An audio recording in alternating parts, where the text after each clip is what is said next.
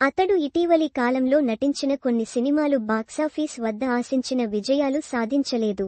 ఈ అగ్ర హీరో తన ప్రతి చిత్రంలోనూ దక్షిణాది కథానాయికకు అవకాశం కల్పిస్తున్నాడు. అందులో ముఖ్యంగా రకుల్ ప్రీత్ సింగ్, తమన్నా లాంటి కథానాయికలకు అవకాశమివ్వడం చర్చగా మారింది. 55 వయసు ముదురు హీరో సరసన రకుల్ బ్యాక్ టు బ్యాక్ అవకాశాల్ని అందుకోవడం చర్చగా మారింది.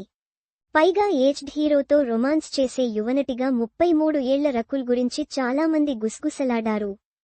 అంతేకాదు, అతడు నటిస్తున్న బోల్డ్ మూవీ సీక్వెల్లోనూ రకుల్కి అవకాశం కల్పించాడు. ఇంతలోనే ఇప్పుడు మరో దక్షిణాది హీరోయిన్తో అతడు రొమాన్స్కి రెడీ అయ్యాడు.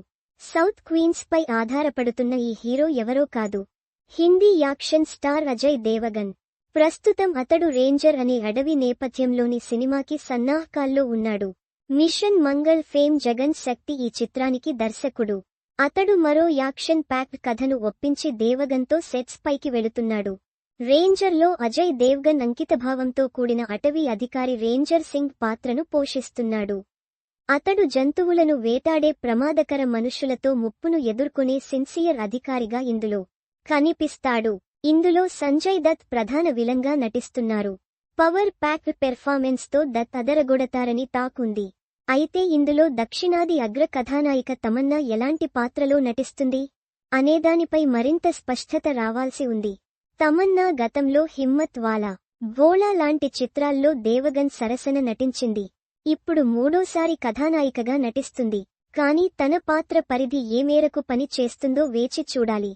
తన వయసులో ఆల్మోస్ట్ సగం ఉన్న హీరోయిన్లతో దేవగన్ రొమాన్స్ చేస్తుండడం కూడా హాట్ టాపిక్గా మారింది. 35 ఏళ్ల తమన్నా విజయ్ వర్మ నుంచి బ్రేకప్ అయ్యాక దేవగన్ లాంటి సీనియర్తో నటించాలని డిసైడ్ కావడం చర్చగా మారింది. రేంజర్ మార్చి 2025 చివరిలో చిత్రీకరణ ప్రారంభం కానుంది. 2026లో విడుదల కానుంది. ఇది భారీ బడ్జెట్ ప్రాజెక్ట్. పుష్ప ఫ్రాంచైజీ సంచలన విజయం తర్వాత పచ్చని అడవి నేపథ్యంలో సినిమా తీయాలని దేవగన్ ఉవ్విళ్లూరుతుండడం, ఈ ప్రాజెక్టులో పాన్ ఇండియా మిల్కీ బ్యూటీ తమన్నాకు ఛాన్స్ ఇవ్వడం ఆసక్తిని కలిగిస్తోంది.